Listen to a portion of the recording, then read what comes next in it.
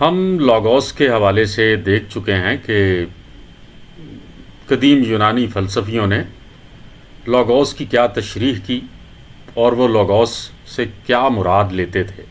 اس وقت ہم دیکھیں گے کہ نئے عہد نامے میں یسوع کو لاگوس کہنے کا اصل میں مطلب کیا تھا۔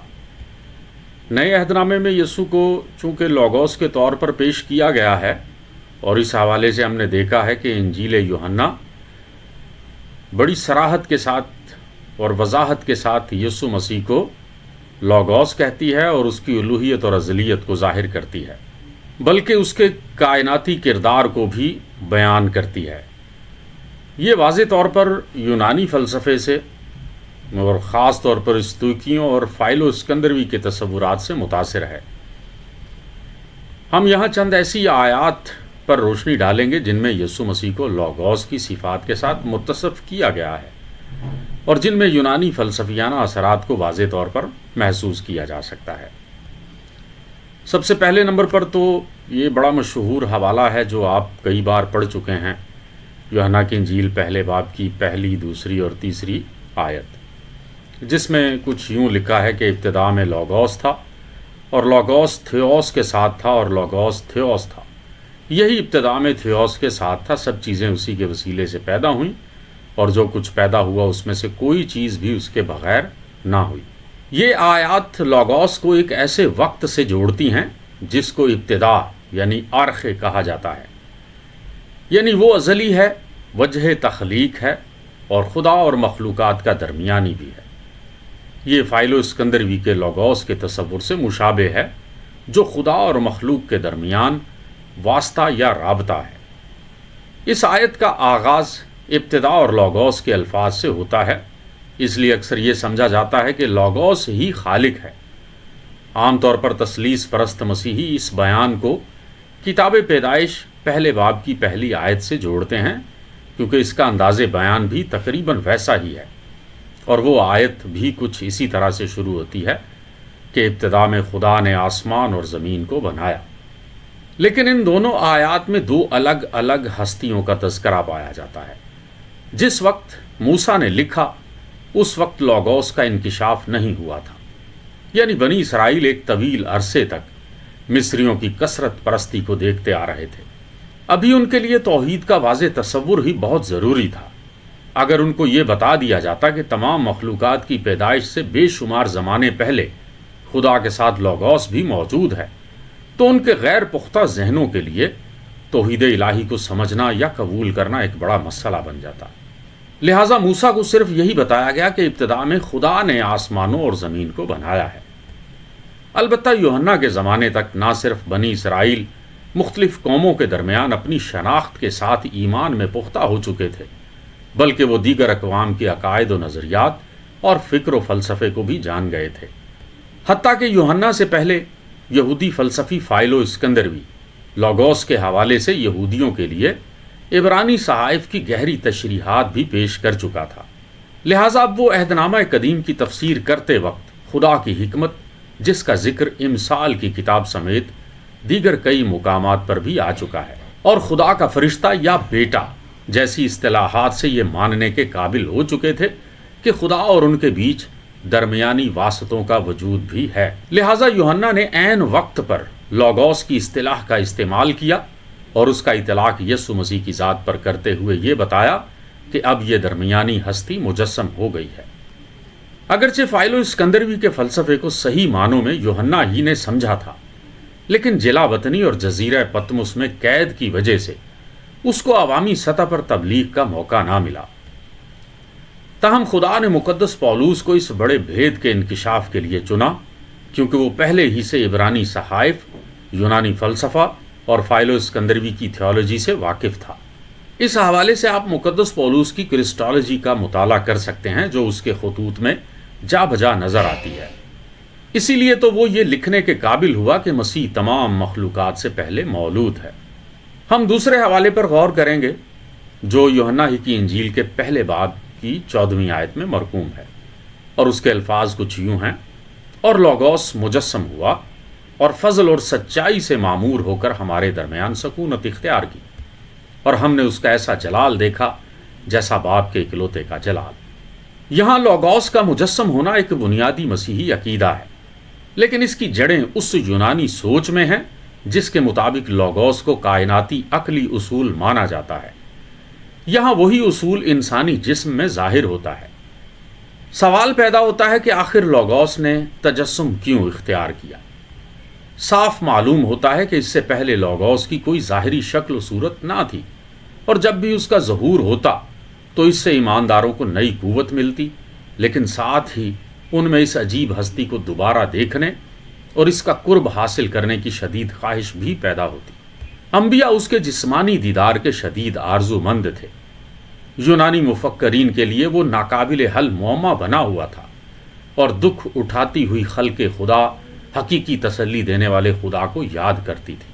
تیسرا حوالہ کولوسیوں پہلے باب کی 15ویں، 16ویں اور 17ویں آیت میں موجود ہے، اور اس کے الفاظ کچھ یوں ہیں کہ وہ اندیکھے خدا کی صورت ہے اور تمام مخلوقات سے پہلے مولود ہے، کیونکہ اسی میں سب چیزیں پیدا کی گئیں، خواہ آسمان کی ہوں یا زمین کی، دیکھی ہوں یا اندیکھی، سب چیزیں اسی کے وسیلے سے اور اسی کے لیے پیدا ہوئیں، اور وہ سب چیزوں سے پہلے ہے اور سب چیزیں اسی میں قائم رہتی ہیں۔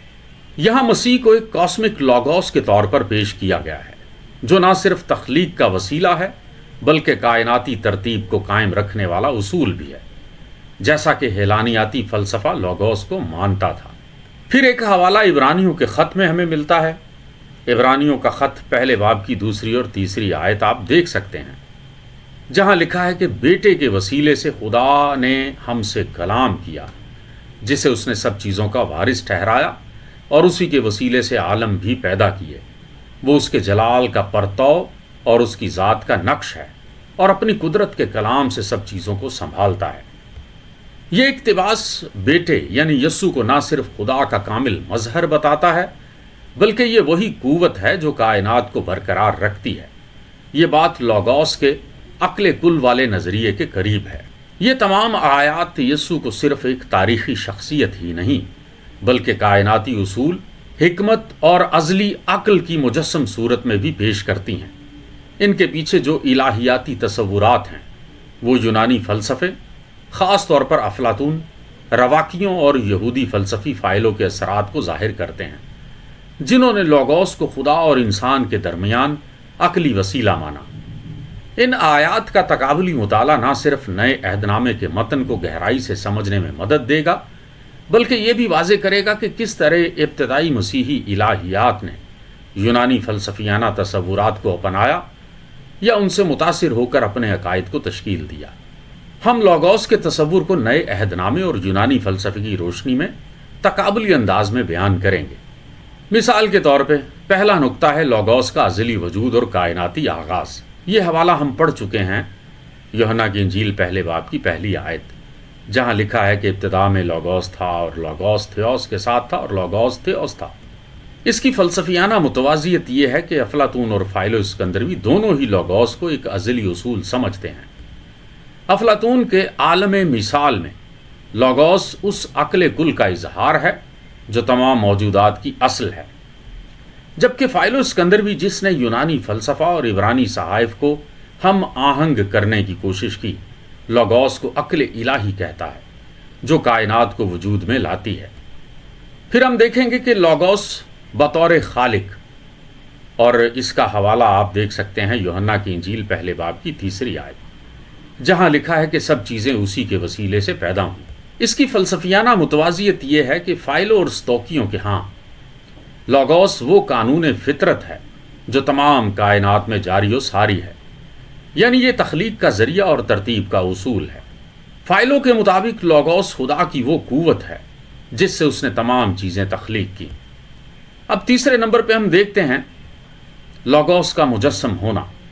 اس کا حوالہ یوحنا کی انجیل پہلے باب کی 14ویں آیت میں یوں مرقوم ہے، اور لوگوس مجسم ہوا۔ اس کی فلسفیانہ متوازیت یہ ہے کہ افلاطون اور فائلوں کے ہاں لوگوس ایک غیر مادی اور عقلی اصول ہے جو انسانوں تک علم اور عقل کی روشنی پہنچاتا ہے، اور وہ خود جسم نہیں اختیار کرتا۔ لیکن یوحنا کی انجیل میں یہ تصور بہت انقلابی ہے کہ یہ ازلی لوگوس انسان بن گیا۔ ایک یونانی مفکر کے لیے یہ بات متنازع بلکہ ناقابل قبول ہوتی کیونکہ جسم کو اکثر ناپاک اور عقل کے لیے رکاوٹ سمجھا جاتا تھا۔ ہمارا چوتھا نقطہ یہ ہے کہ لوگوس بطور کائناتی انتظامی اصول، اس کا حوالہ آپ دیکھ سکتے ہیں کولوسیوں پہلے باب کی 17ویں آیت، جہاں لکھا ہے اور سب چیزیں اسی میں قائم رہتی ہیں۔ اس کی فلسفیانہ متوازیت یہ ہے کہ ستوئکی فلسفہ کے مطابق لوگوس وہ روح کائنات ہے جو کائنات کے ذرات کو ترتیب دیتا ہے اور ان میں ہم آہنگی پیدا کرتا ہے، جبکہ زینو اور کلنتھس جیسے ستوئکی مفکرین کے نزدیک لوگوس ایک حکیمانہ آگ ہے جو تمام اشیاء کو اندرونی ربط سے جوڑتی ہے۔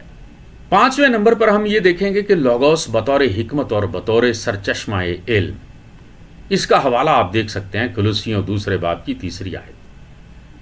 اس یعنی یسوع میں حکمت اور معرفت کے سب خزانے پوشیدہ ہیں۔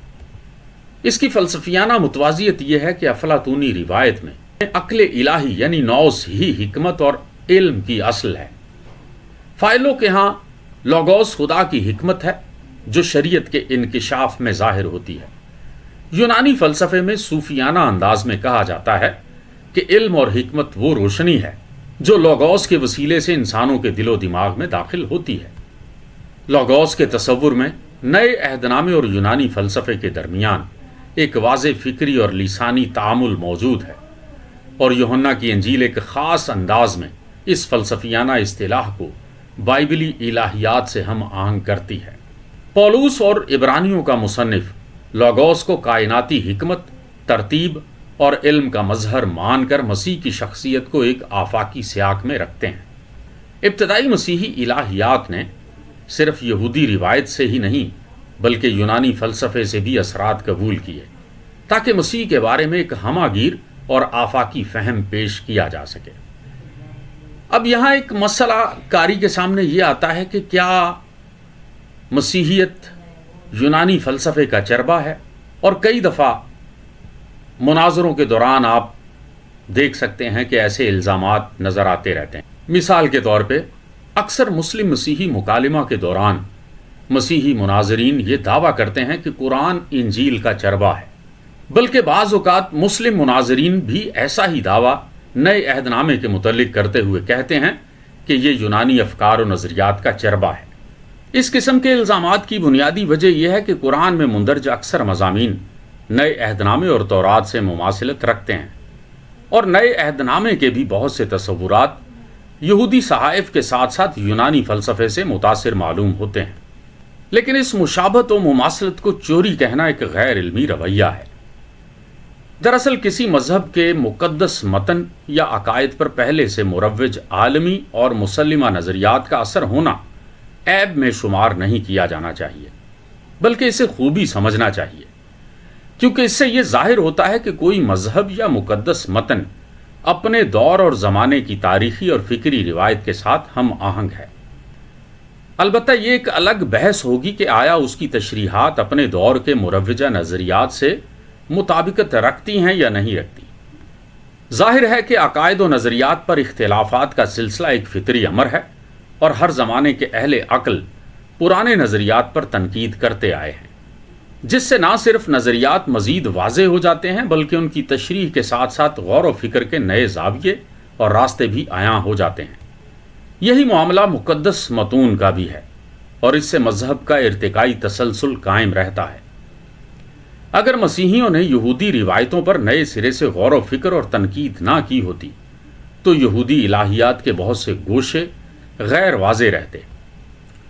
اسی طرح اگر مسلمانوں نے مسیحی روایتوں پر تنقید نہ کی ہوتی تو مسیحی الہیات کے بہت سے گوشے غیر واضح رہتے۔ ہم کہہ سکتے ہیں کہ تنقید و تمہیز کی وجہ سے یہودیت، مسیحیت اور اسلام ایک طرح سے مذہب کے عام مفہوم میں ایک زیادہ واضح، زیادہ جامع اور زیادہ قابل قبول تعریف کی طرف بڑھ رہے ہیں۔ یہ تشریحی اختلافات ان کی تراش خراش کر کے ان کو نہ صرف انفرادیت کی طرف لے جا رہے ہیں بلکہ ایک الہیاتی ہم آہنگی کی طرف بھی کھینچ رہے ہیں۔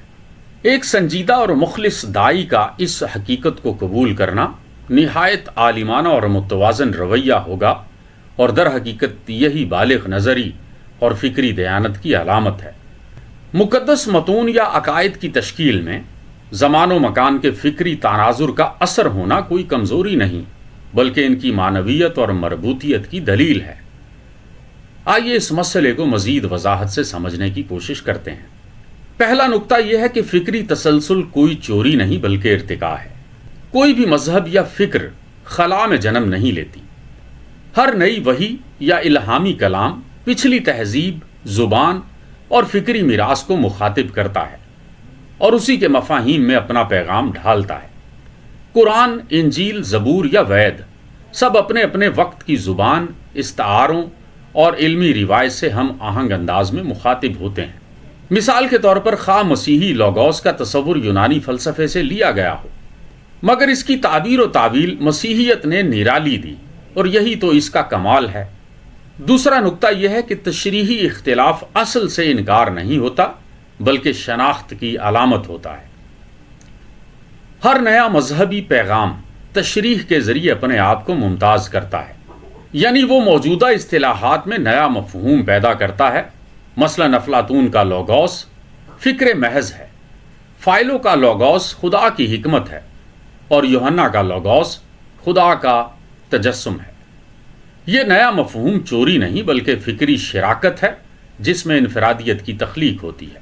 تیسرا نقطہ یہ ہے کہ دینی افکار کا سیاق میں ہونا ضروری ہے۔ اگر کوئی مذہب اپنے زمانے کے فکری مسائل اور فلسفیانہ زبان سے بے نیاز رہے تو وہ اپنی تاثیر کھو دیتا ہے۔ یوحنا کی انجیل اگر یونانی فکر سے ہم آہنگ نہ ہوتی تو غیر یہودی دنیا میں اس کا پیغام مقبول نہ ہوتا۔ چوتھا نقطہ یہ ہے کہ تقابل ایک علمی ضرورت ہے، مذہب کو کمزور کرنے کا حربہ نہیں ہے۔ بدقسمتی سے بعض اوقات بین المذاہب تقابل کو اس نیت سے کیا جاتا ہے کہ مقدس متون کو نقل قرار دیا جائے، حالانکہ ایک دیانتدار علمی رویہ یہ تسلیم کرتا ہے کہ ہر مذہب اپنے وقت کا ترجمان ہوتا ہے اور وہ موجودہ زبان بول کر ہی ابدی حقیقتوں کا اعلان کر سکتا ہے۔ اگر کوئی مقدس متن اپنے زمانے کے فکری نظریات سے متاثر ہو کر نئی معنویت پیدا کرتا ہے تو یہ اس کی زندگی اور تخلیقی طاقت کی علامت ہے، نہ کہ اس کی خامی ہے۔